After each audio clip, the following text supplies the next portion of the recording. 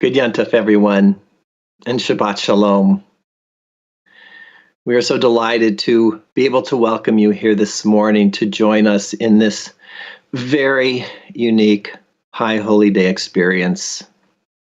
We welcome you who are members of University Synagogue community, and we welcome guests who are joining us this morning from literally around the globe.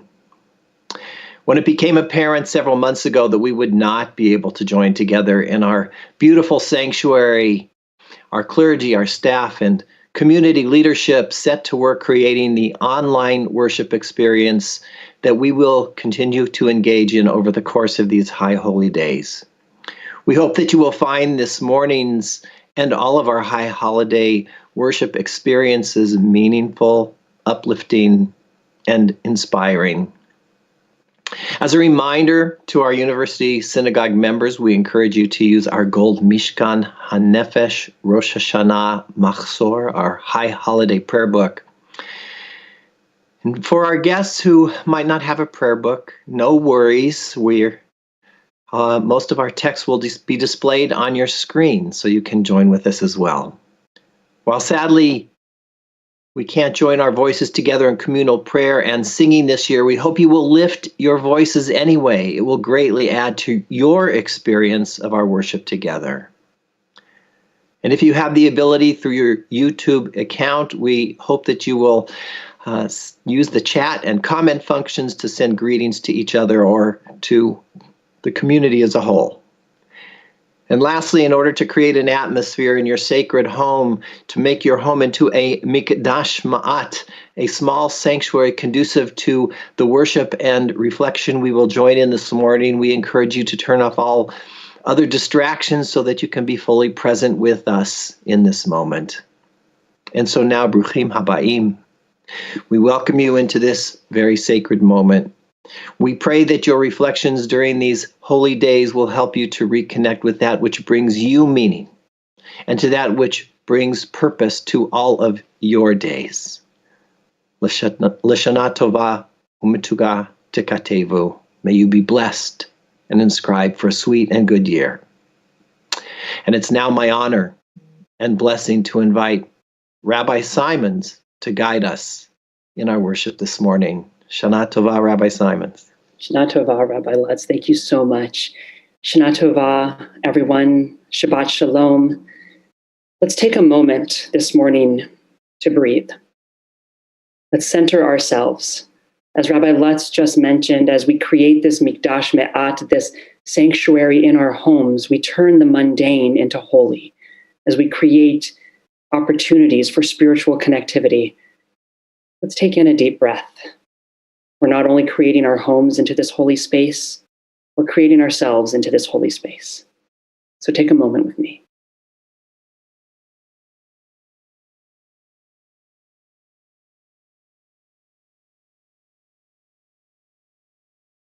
Is this the same? No. But is it special and holy and meaningful? Absolutely. We're going to begin our services this morning as we do every year, with the singing of Ma Tovu. How beautiful are your tents, O Jacob. And how beautiful is this tent that we are creating this morning as we all bring a piece of our homes into this service.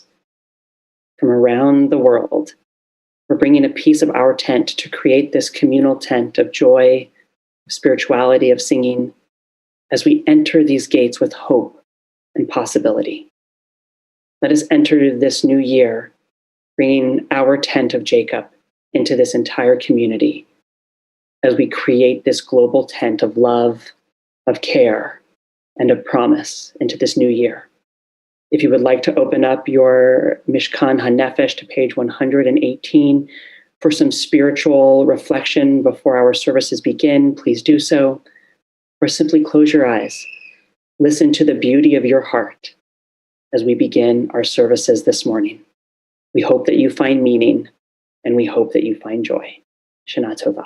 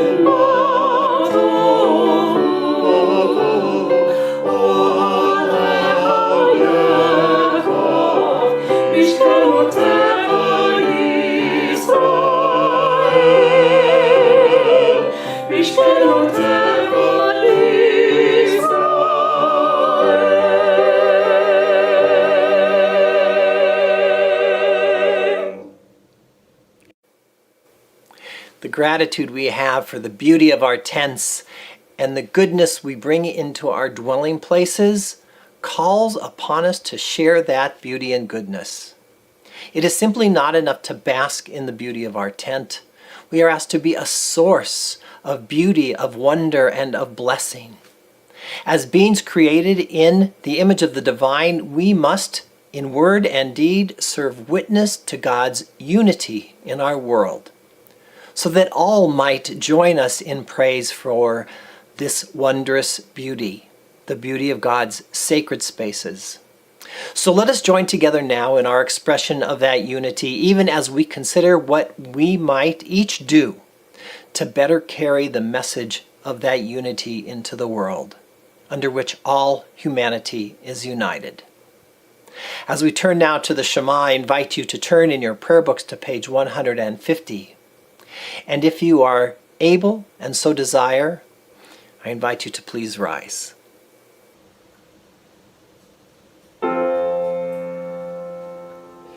Shema Yisrael, Adonai Eloheinu, Adonai Echad.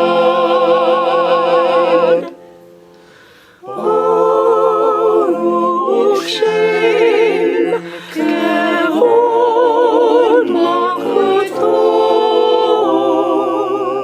Le'olam Va'ed.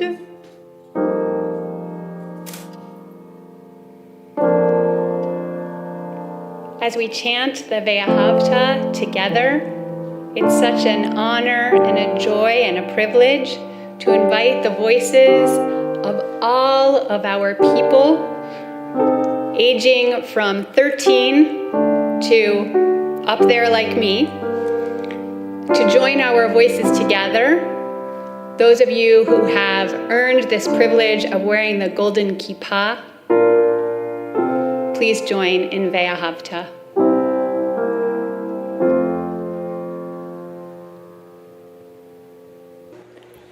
ואהבת את אדוני אלוהיך בכל לבבך ובכל נפשך ובכל מאודך. והיו הדברים האלה אשר אנוכי מצווך היום על לבבך ושינתם לבניך ודיברת בם בשבתך וביתך ובבתך בדרך ושוכבך ובקומך ושרתם להיות על ידך והיו לטוטפות בין עיניך וכתבתם על מזוזות ביתך ובשעריך למען תזכרו ועשיתם את כל מצוותיי והייתם קדושים לאלוהיכם אני אדוני אלוהיכם אשר הוצאתי אתכם מארץ מצרים להיות לכם לאלוהים אני אדוני אלוהיכם. Having heard those beautiful words of Veyakta from our next generation of leaders, we now prepare ourselves to sing those words of Micha Mocha, words in which we were fleeing our slavery, and we get to see the moment of unknown in front of us, yet with strength and faith, we walk through to the other side. And when we are at that sea, when we are leaving behind from us those horrific years of slavery, we get to the sea and with strength we sing a new song. But we sing that new song carrying with us the pain from the past. And that's what we do this year on Rosh Hashanah. This has been a painful year. And we enter into this new year not by forgetting it, but we enter into this new year while putting the past in our hearts and still having the strength to sing together this new song, the song of freedom and the song of our redemption. Please join us with Micha Mocha.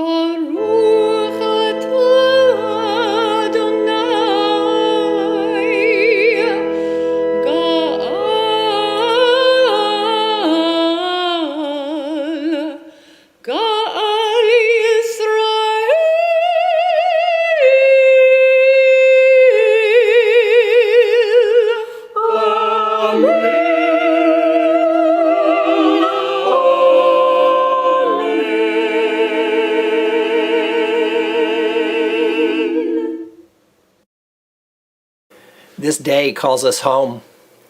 This day beseeches us to remember who we authentically are in connection to the one whose sovereignty is the source of purpose, giving meaning and purpose to all our days. We continue on page 169. Remember us, Melech, crown of creation, lover of life. Remember us when you fill the cup of life. And for your sake, author of life, make us characters on your page, names that live for your sake between the covers of your book. Baruch atah Adonai, Magen Avraham ve'ezrat Sarah. Blessed are you in our lives, Adonai, shield of Abraham, sustainer of Sarah. We sometimes think that all the prayers in our prayer book were written by one person. But you can't read Shakespeare and think there was only one author with all the amazing literature and poetry that he created. I'm convinced that the Unitana Tokef we're about to read comes from different sources as well. At the beginning, a God who seems that he's in control of the universe and you just have to put up with whatever he says. But by the end, there is a section we cannot forget that deals with free will. It's not about what happens, it's how we respond. It's our resilience. That is what comes at the end of Unitana Tokef, that your teshuvah, your repentance, your tefillah, your prayer, and your tzedakah, your gifts of loving deeds, make this world a better place.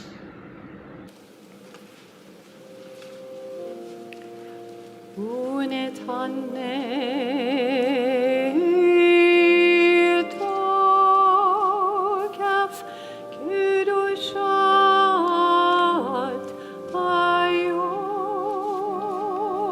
Hayom Ki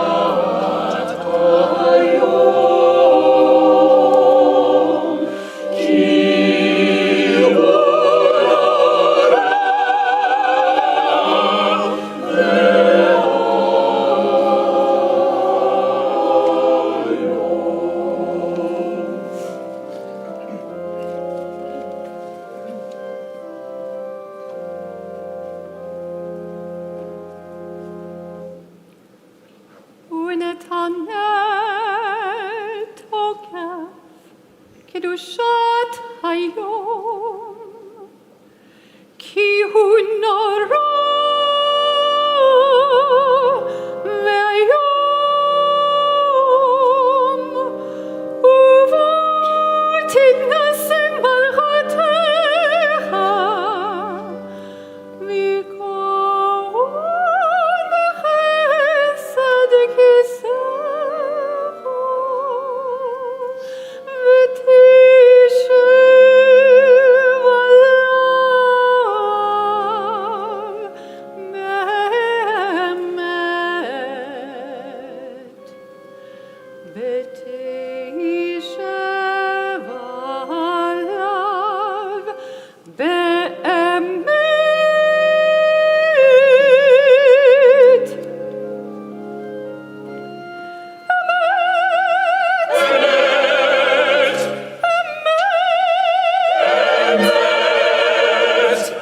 Emet ki ata hu dayan u'mochiach ve'odea va'id.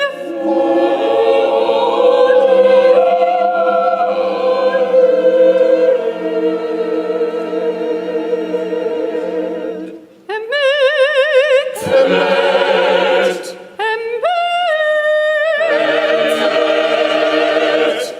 Emet ki ata hu dayan u'mochiach ve'odea va'id.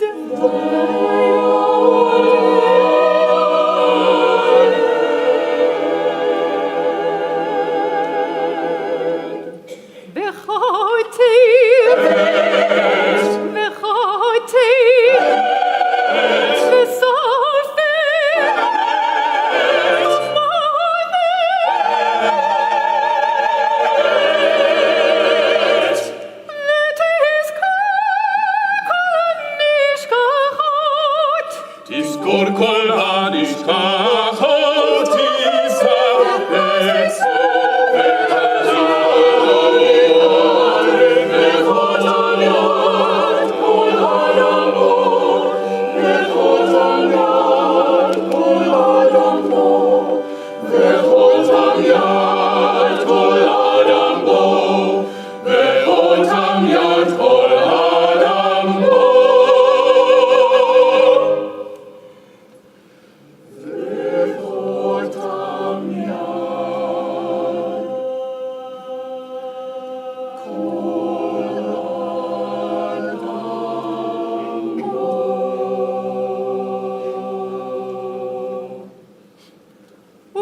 Shofar gadol itaka.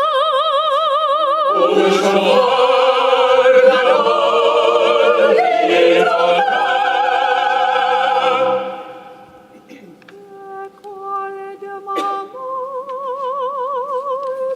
okai shofar.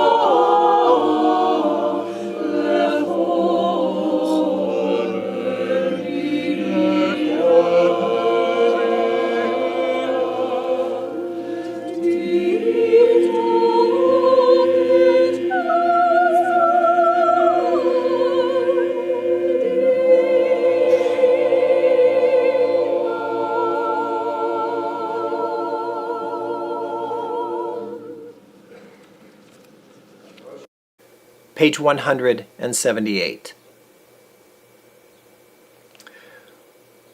On Rosh Hashanah, it is written, on the fast of Yom Kippur, it is sealed. How many will pass from this world? How many will be born into it? Who will live and who will die? Who will reach the ripeness of age, and who will be taken before their time?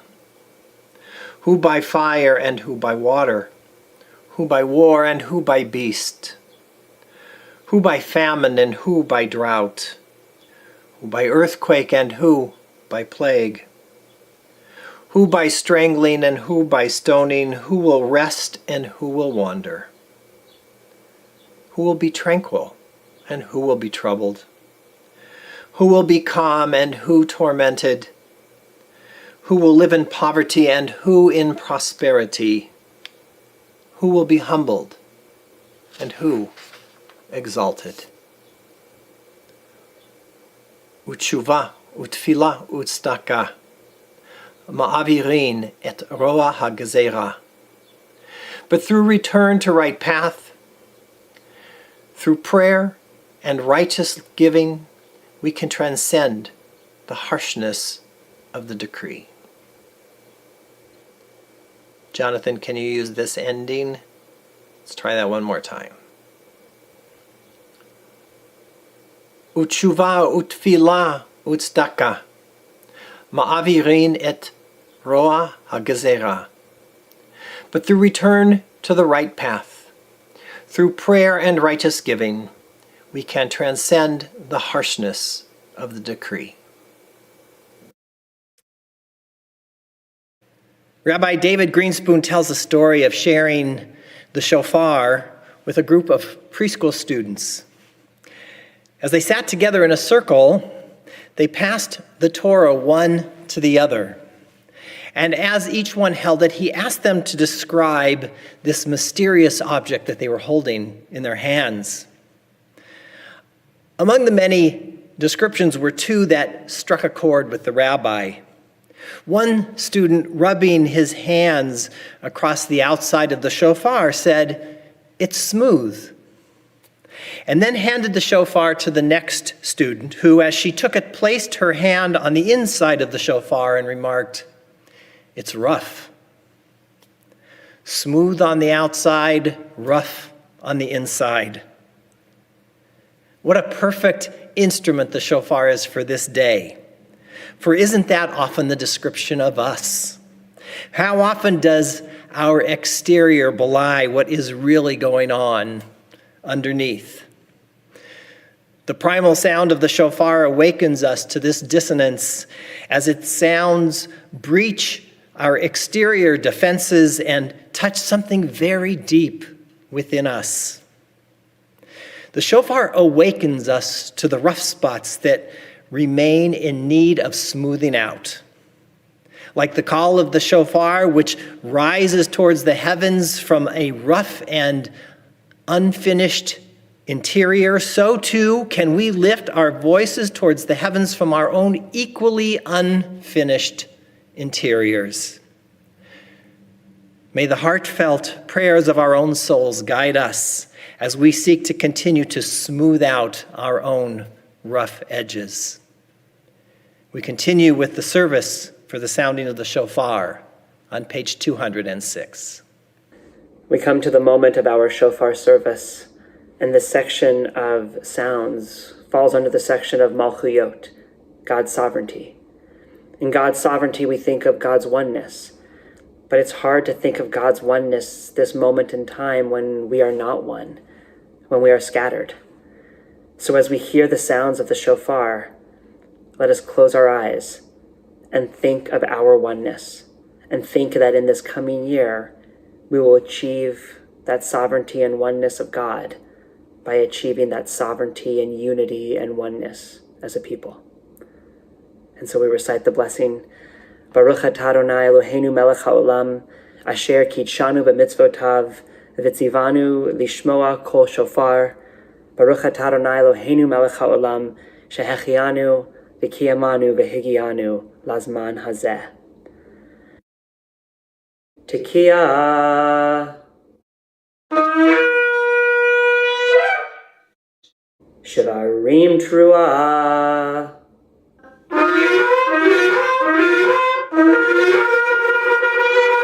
Tekiah. Tekiah. Shivarim. Tekiah. Tekiah. Teruah.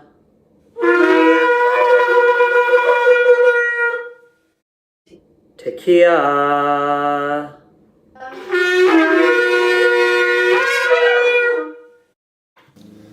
Tekiah.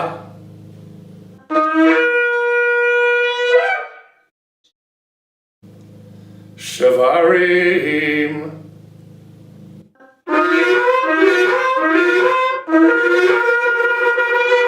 Tekiah. Tekiah. Shivarim. Tekiah. Tekiah.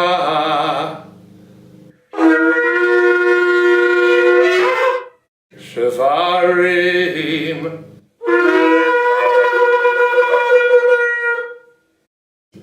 Tekiah.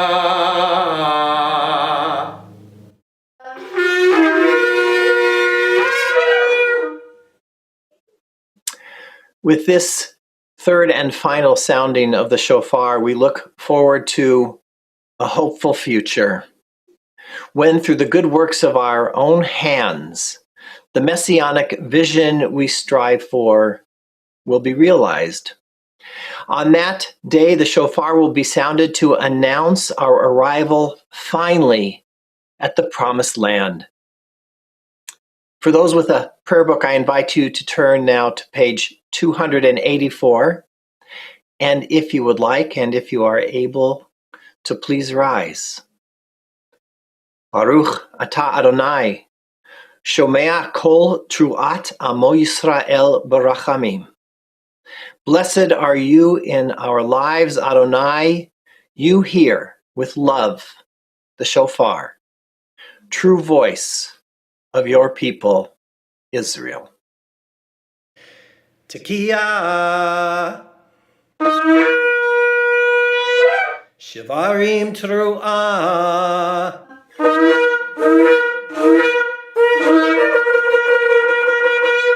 Tekiah,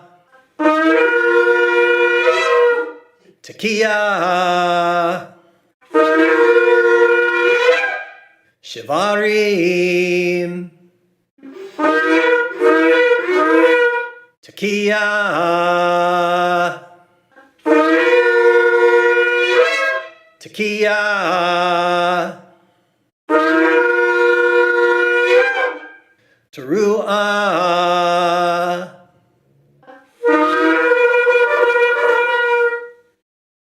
Tekiah Gedolah.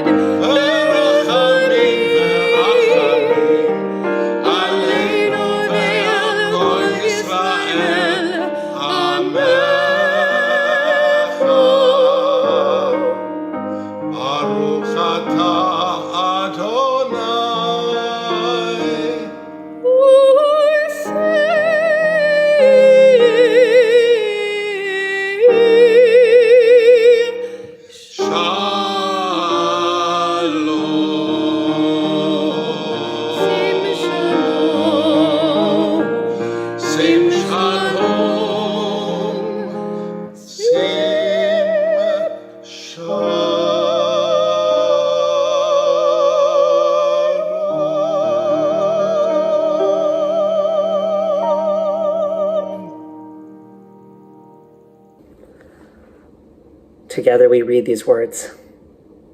Let the pursuit of peace and justice be our highest good. May all people make peace their responsibility. Let Torah be a light that guides our lives toward empathy and understanding, toward generosity of the heart. Let peace be our passion, chief among our prayers, every season of the year, every hour of the day.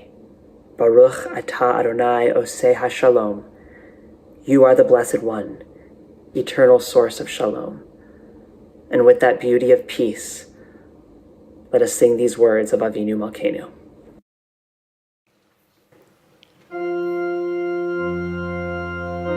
Avinu Malkeinu, Shema Kolenu. Avinu Malkeinu, Chatanu lefanecha. Avinu Malkeinu,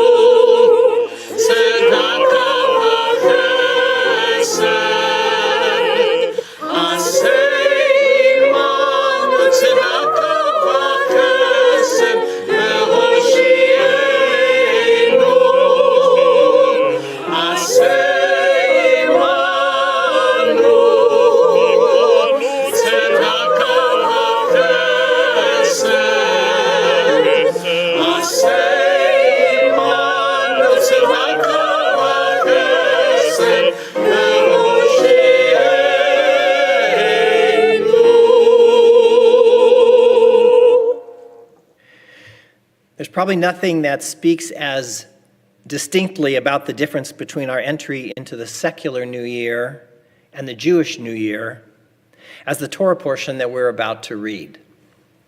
While we recognize the start of the secular New Year with champagne and party hats, we begin the Jewish year reading about a father obediently setting out on a journey to offer up his son.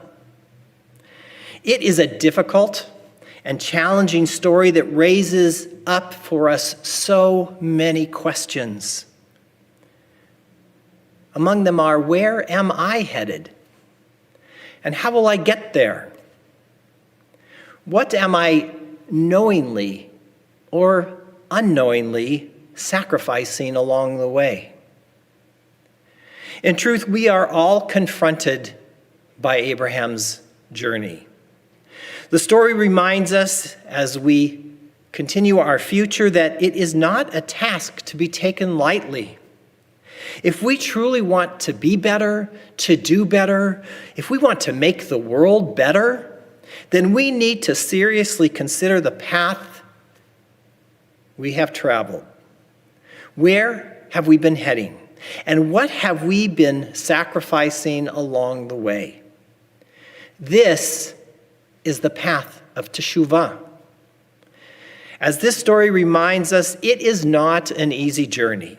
It is filled with challenges and hard work. But in the end, or rather, as we begin again, this is the path that ultimately will lead us to the destination we seek.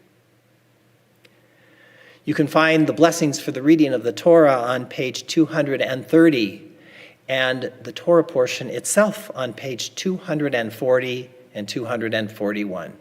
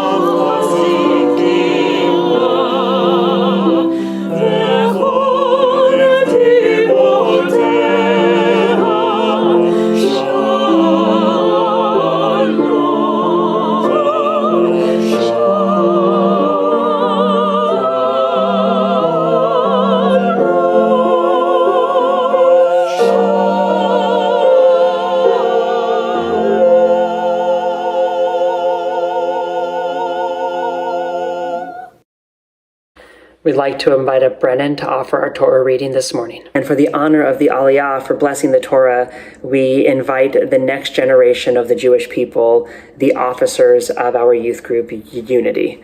We invite you now to offer this beautiful blessing of Torah for all of the work that you have done to guide us, to motivate us, and to truly inspire us as the next generation of Jewish leaders. Baruch et Adonai HaBarach.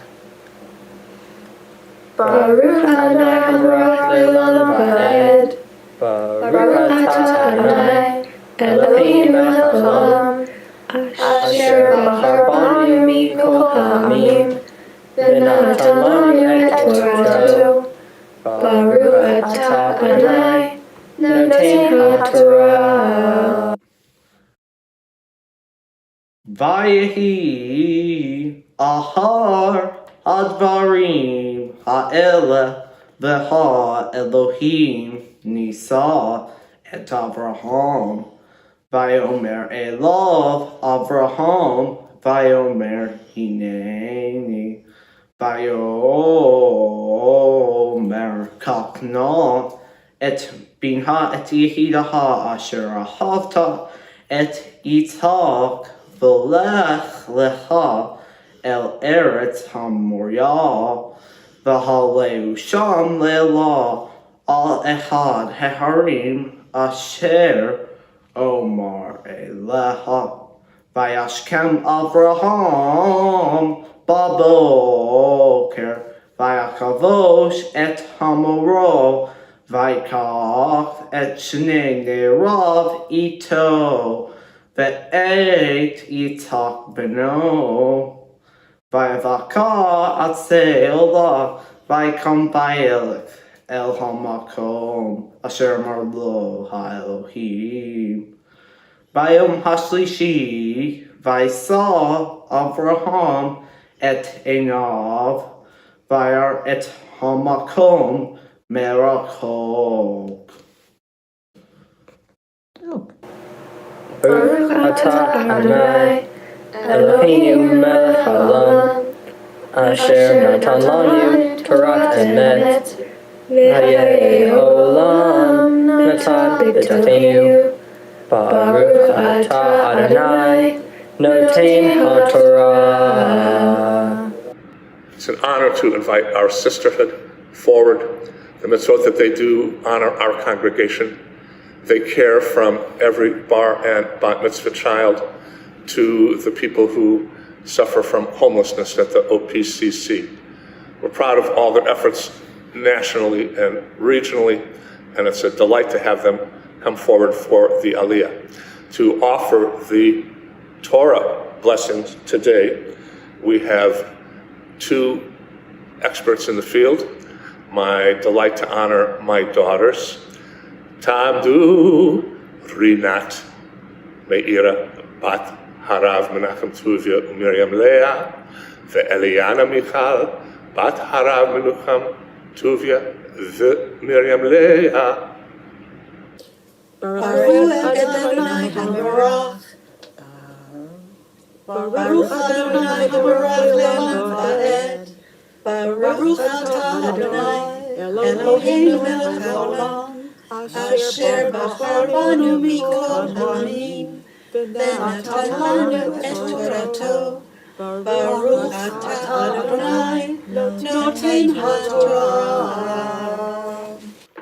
Vayomer Avraham el na'arav shavu lachem po im hachamor va'ani v'hanar nelcha ad ko v'nishtachabe v'nashuva lechem vayikach Avraham et atzei ha'olam vayasem al Yitzchak beno vayikach b'yado et ha'esh ve'et ha'ma'achelet vayelechu shnehem yachdav. Vayomer Yitzchak el Avraham aviv vayomer avi vayomer hineni veni vayomer hinei ha'esh b'ha'etzim v'ayeh hazeh le'olah. Vayomer Avraham Elohim Yireh lo hazeh le'olah beini vayilchu shnehem yachdav. Baruch atah Adonai Eloheinu melech haolam asher natan lanu Torah emet v'chayei olam natan b'tovenu. Baruch atah Adonai noten haTorah. For our third and final Aliyah this morning, we recognize those whose leadership, wisdom, guidance, and vision have helped to make us who we are. Our past presidents have guided this community along its path for over 75 years. Each of them has taken on the awesome responsibility of leading this community both in times of joy and in times of sorrow, in times of great accomplishments and also in times of deep disappointments. Our past presidents have blessed us and honored us with their leadership. And now as we begin our journey anew, it is our privilege to bless you, our past presidents, to honor you, and to express our gratitude to you by calling you forward for this, our third and final Aliyah this morning. It is also my great honor and blessing to welcome Elenu to read the Torah for us. Baruch hu et Adonai havarach. Baruch Adonai havarach li'olam va'ed. Baruch atah Adonai Eloheinu melech haolam asher bacha banu mikol ha'amim v'natan lanu et Torato. Baruch atah Adonai noten ha'torah. Amen. Vayavo el hamakom asher amar lo ha'Elohim vayiven sham Avraham et hamizbeach vaya'aroch et ha'etzim vaya'akod et Yitzchak beno vayasem oto al hamizbeach mimal la'etzim. Vayishlach Avraham et yado, vayikach et hama'achelet lishchot et beno. Vayikra elav malach Adonai min hashamayim. Vayomer Avraham, Vayomer Hineni. Baruch atah Adonai Eloheinu melech haolam asher natan lanu Torat emet v'chayei olam atah b'tochenu. Baruch atah Adonai noten ha'torah. Our prayer for healing allows us an opportunity to name those in our lives who can use the power of communal prayer to heal both body and spirit. If you would like to name someone who can use a healing prayer, please write their name in the chat or comment feature on YouTube. Also, we are providing a unique opportunity for members of University Synagogue to make an appointment to come before the Holy Ark during the week of Monday, September 21st until Friday, September 25th. For your health and safety, these appointments will only be during selected hours. The Ark appointments allow you and members of your household to come and have reflective time in our Copelson Family Sanctuary. Members must reserve an Ark appointment using the link from their High Holy Day schedule email or contact the clergy assistant, Ashley Young.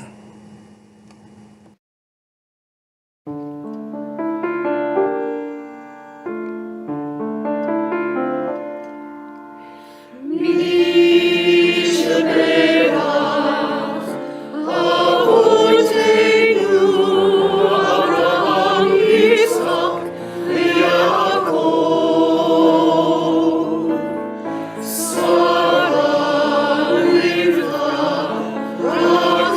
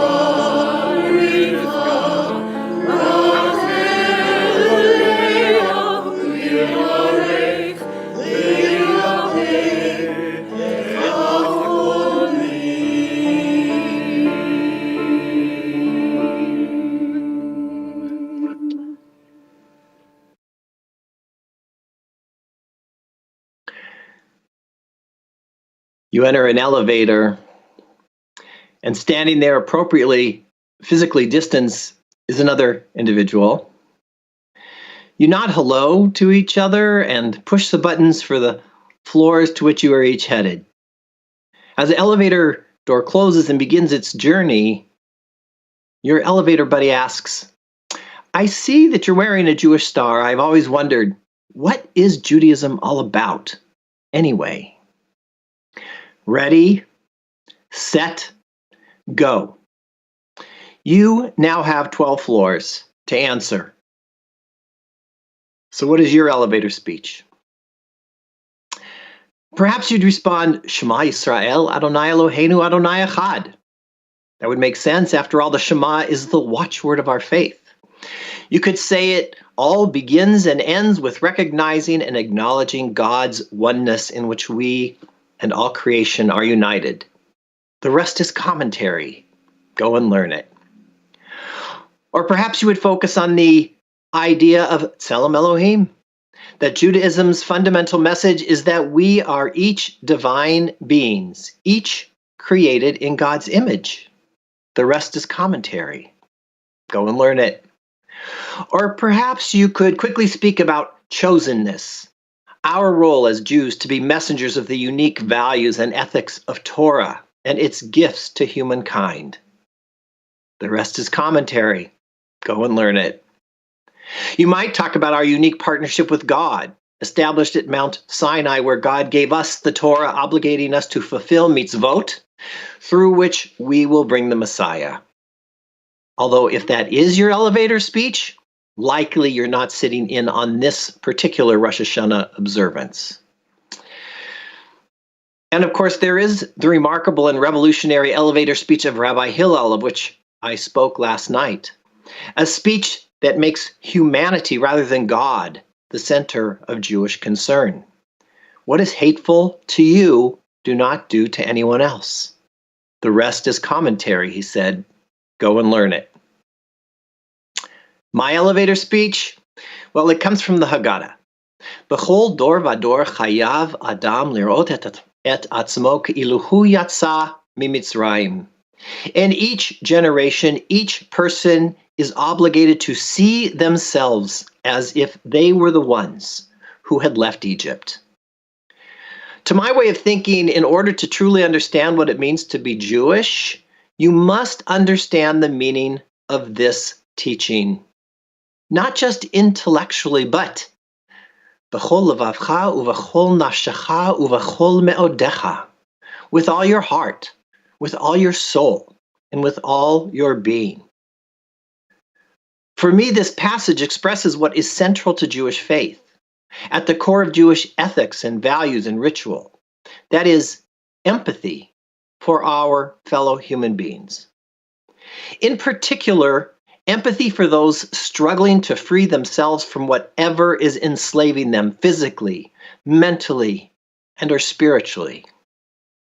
This passage from our Passover observance reminds us that rather than putting someone in their place, and hasn't there been an awful lot of that lately, our particular Jewish obligation is to stand in their place, to see the world from their perspective, in order to understand their point of view.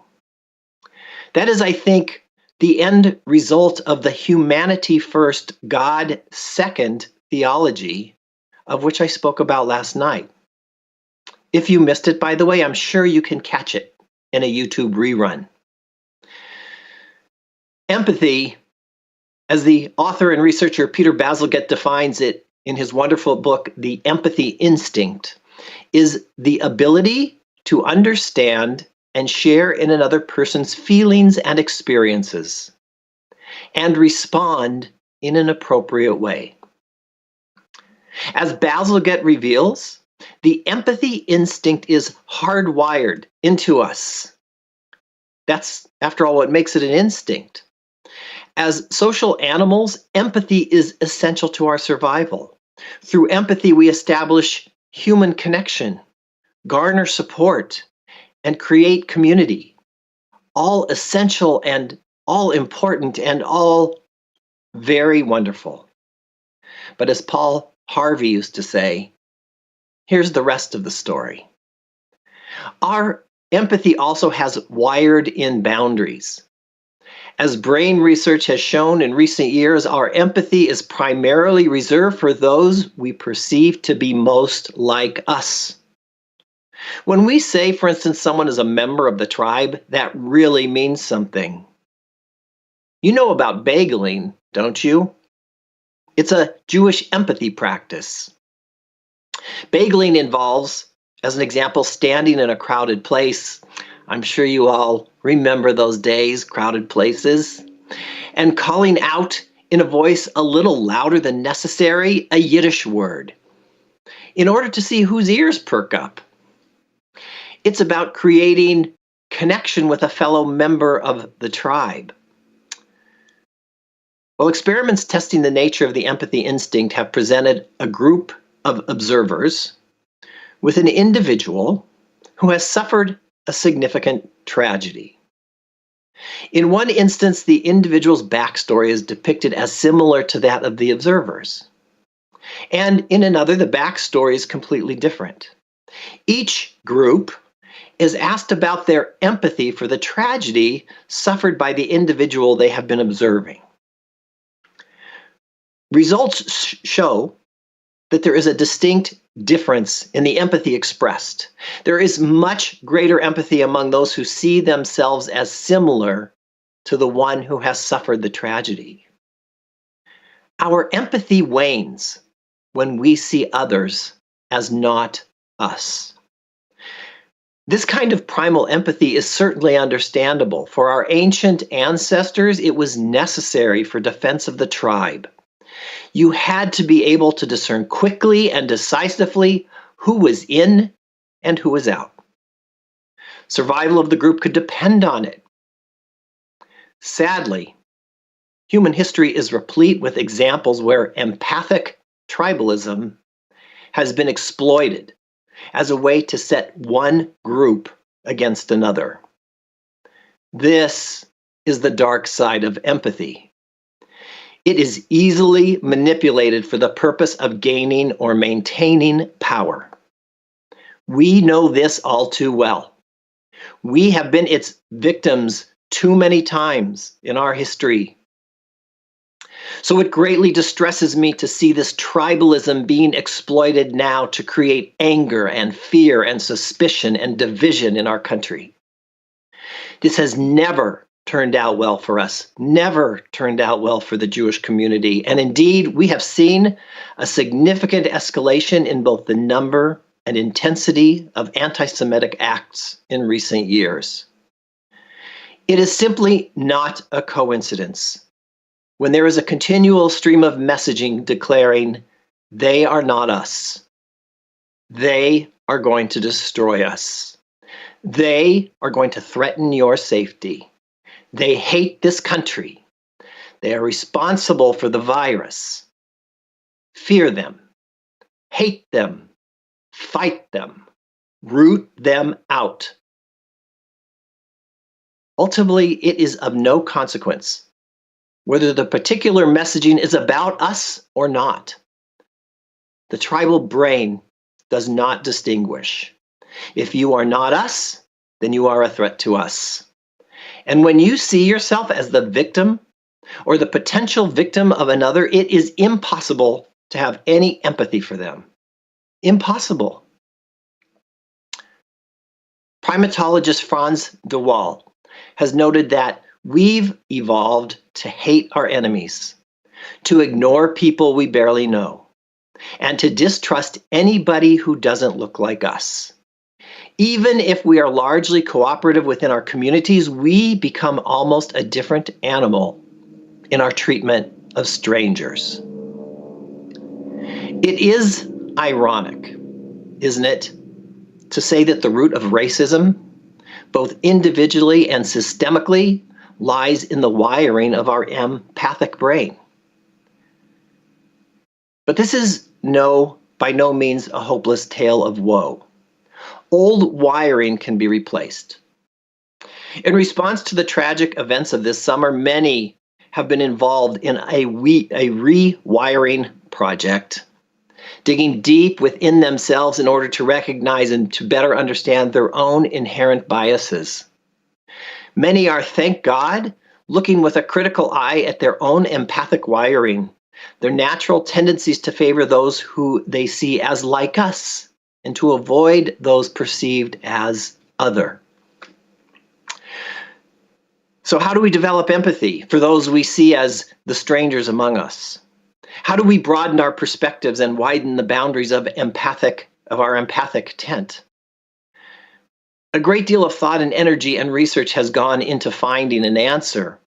And the long summative answer can be found in books like Basil Goetz's Empathy Instinct, where he reviews hundreds and hundreds of case studies and experiments.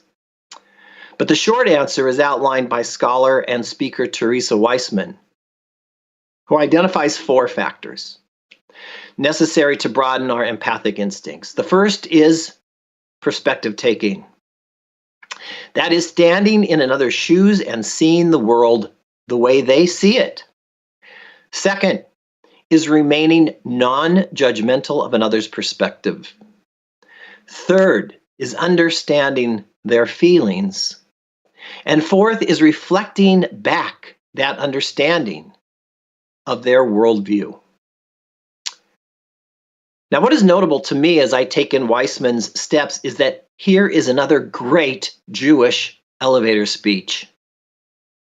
Weissman's empathy formula is not really so different than my elevator speech about seeing ourselves as the ones who were enslaved in Egypt.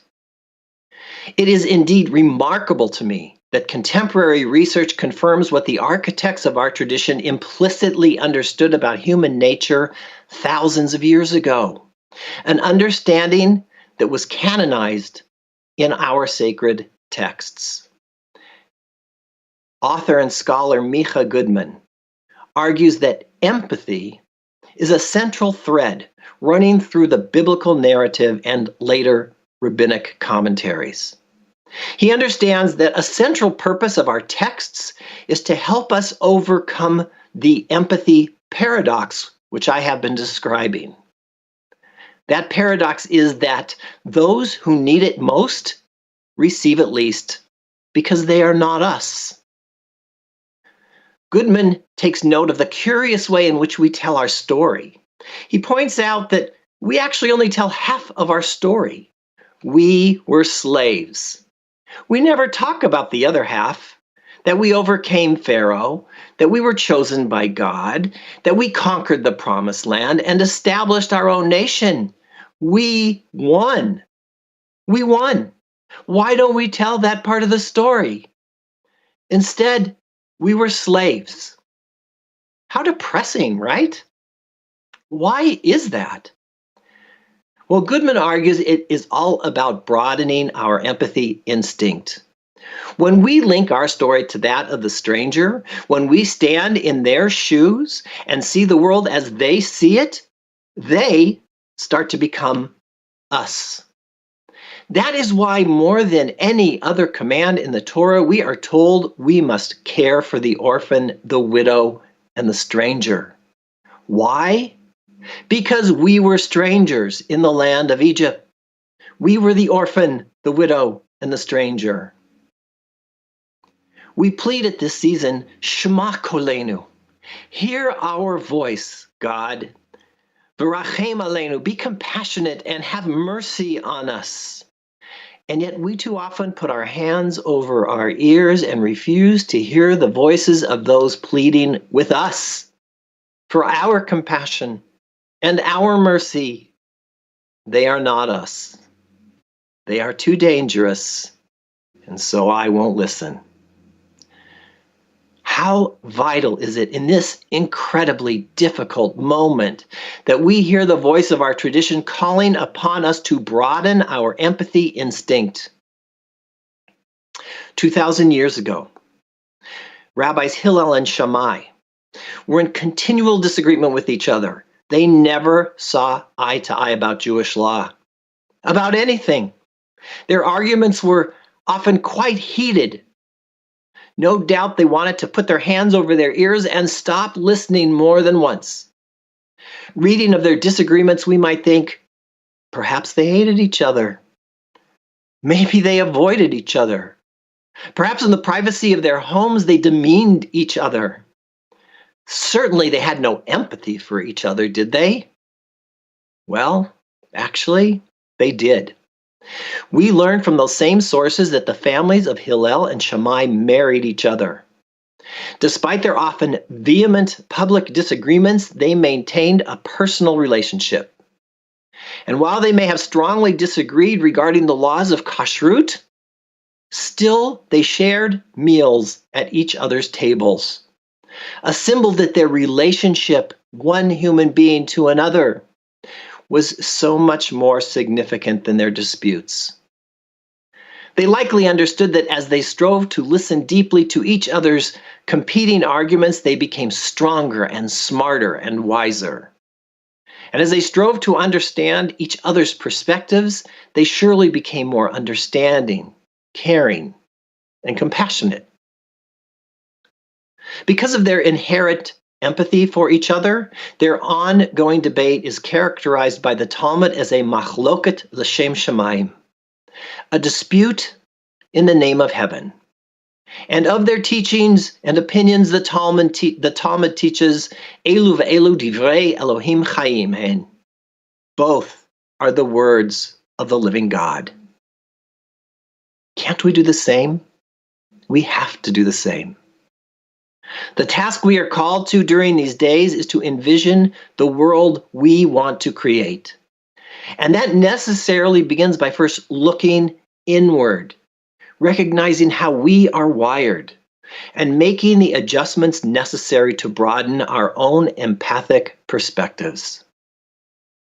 The reality is that most every Jewish elevator speech passed down through the generations is fundamentally about the broadening of our empathy instincts, whether it be Shema, pay attention, or Veyakta l'reacha kamocha, love your neighbor as yourself, as we'll read on Yom Kippur, or what is hateful to you, do not do to another, or we are each obligated to see ourselves as the ones enslaved in Egypt. Each pushes us toward broader empathy. Perhaps on this day, as we seek a path to move forward in these very troubled times, it is another of Hillel's elevator speeches that we should take to heart. Actually, for someone who knew nothing of elevators, he was really, really good at creating elevator speeches for them. Hillel said, "B'makom she'en anashim, hishtadel lihiyot ish." In a place where no one is acting human, be human. Be human. And as Rabbi Hillel would conclude, the rest is commentary. Go and learn it. L'shana tova and Shabbat Shalom. We now turn to page 286 as we join with Cantor Shapiro in the Elenu. We rise together for the Elenu.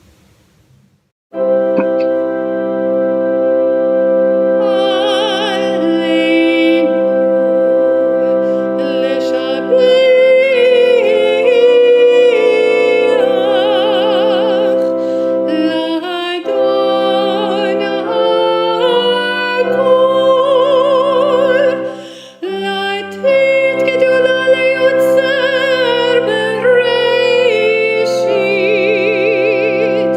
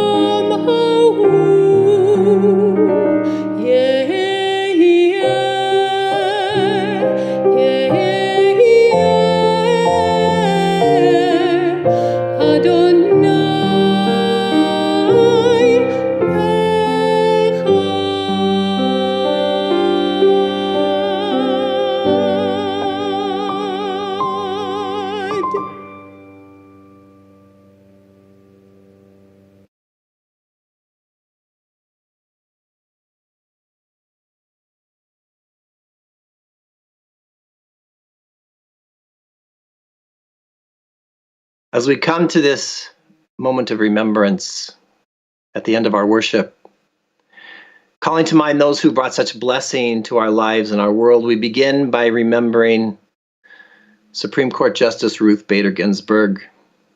Ruth was a giant, a bright light of hope and possibility and promise, a steadfast beacon of justice. So how fitting that she would be called to God's side on this day, on Yom Hadin, this day of judgment. As Rabbi Simons shared with us last night, our traditional blessing upon learning of one's death is Baruch Dayan HaEmet. Blessed is the truthful judge. Indeed, blessed is the memory of the truthful judge. May her memory be always a source of inspiration, of strength, and of blessing. Author and Rabbi Morris Joseph wrote, something precious is taking from us, and we think of it as something we have lost instead of something we have had. We remember how empty our lives are now and tend to forget how full and rich they were before. We forget the many days and years of happiness we lived when the one we love was still with us. We thank God for our treasures when we have them, but cease giving thanks when they are fled. But God never gives. God only lends. So instead of murmuring because our precious things have been taken from us, let us be grateful to God for having lent them to us in the first place. Let us count the past happy days not as loss, but as gain.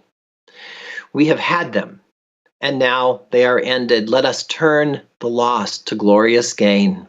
The gain that comes with new courage, with nobler tasks, and with a wider outlook on life and duty. Indeed, this is the task we are called to with the words of the mourner's Kaddish as we say, Zichronam Livracha. May their memories of our loved ones be always a source of inspiration and love and blessing. As we now prepare to recite the words of Kaddish on page 292 in your prayer books, I invite you, if you wish, first of all, to enter into the chat or comment section the names of those who you are remembering. And again, if you wish and are able, I invite you to please rise as we join together now in words of Kaddish. Yitkadal v'yitkadash Shemei Rabbah. Be'alma divra chirutei v'yamlich malchutei.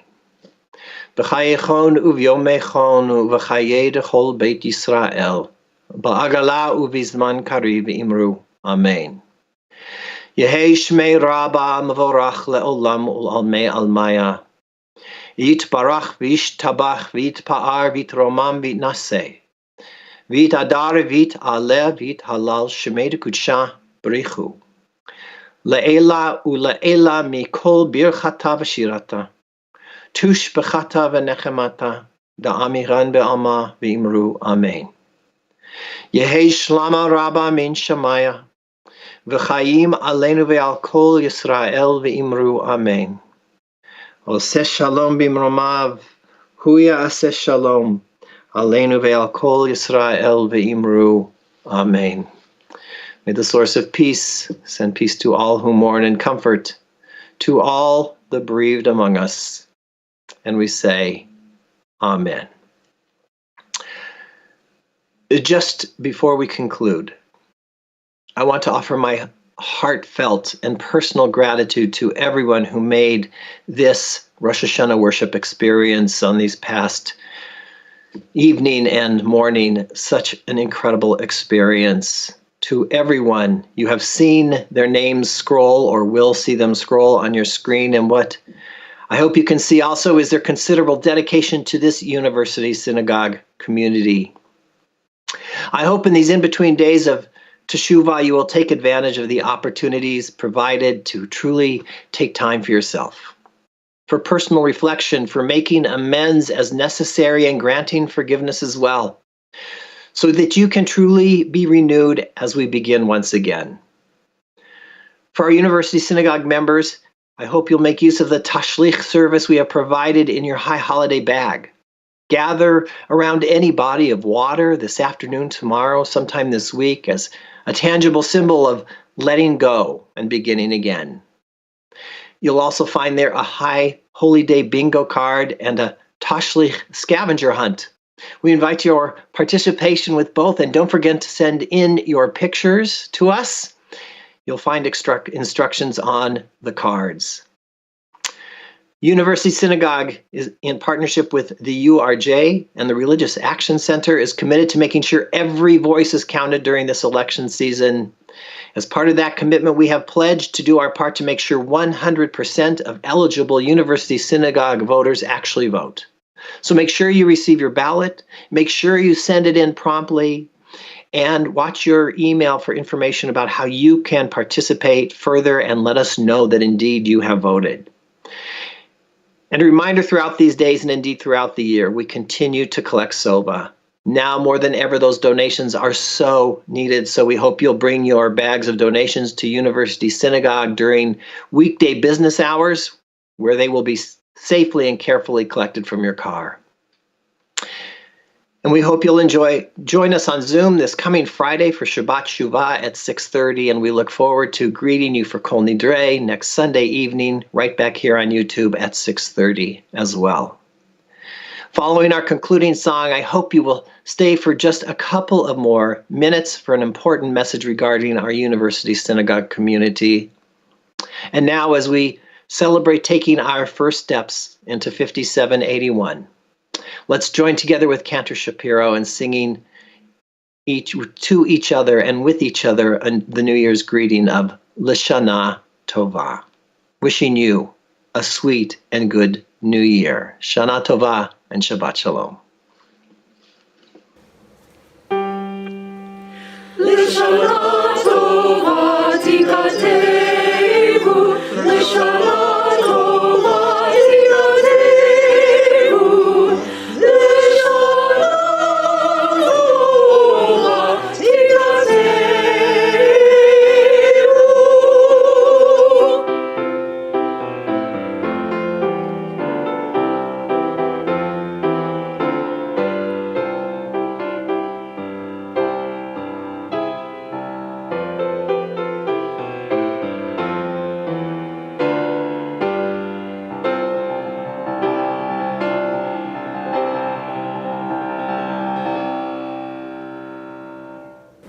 Shalom. I'm Jeff Melvoin, past president of University Synagogue, and today I want to talk to you about George Gershwin, pickled herring. You're not going to talk about those pesky white envelopes again, are you? Actually, Dad, look around. There are no envelopes. There are no congregants. I know, but we still have the High Holy Days coming up, and there's still a pressing need. But envelopes? Really? With all the problems the Postal Service have been having? Don't you think it's time for a little Lador Vador to kick in? I think it just did. Hello, I'm Nick Melvoin. I remember my dad giving the High Holy Day appeal year after year when I was a kid. They were warm, funny, and effective. But that was yesterday. And as Lincoln said, the dogmas of the quiet past are inadequate to the stormy present. Are you saying I'm obsolete? I'm saying today we find ourselves in very different circumstances. Traditionally, the High Holy Day Appeal funds programs beyond our existing operating budget. But this year, the need is more obvious and more desperate. We need your help to retain our dedicated administrators, teachers, and staff who work so hard every day to make University Synagogue the place we all know it to be. Despite extreme cost-cutting measures, without your additional generosity at this time, we won't be able to cover salaries. It's as simple as that. I remember my bar mitzvah like it was yesterday.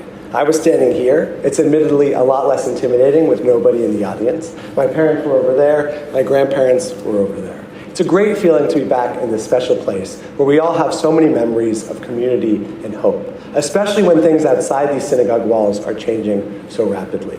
But now University Synagogue needs our support.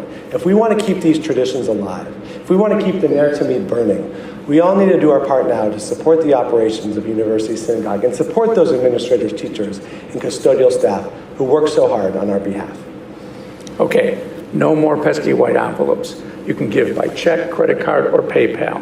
Go to unison.org or simply call the synagogue at 310-472-1255. I know we've all been stretched thin during this difficult time, but we need to dig deep today so we can celebrate together again tomorrow. In lieu of ushers walking down the aisle with baskets, I'm just going to stand here and stare at the camera with the hopes that you're all donating right now.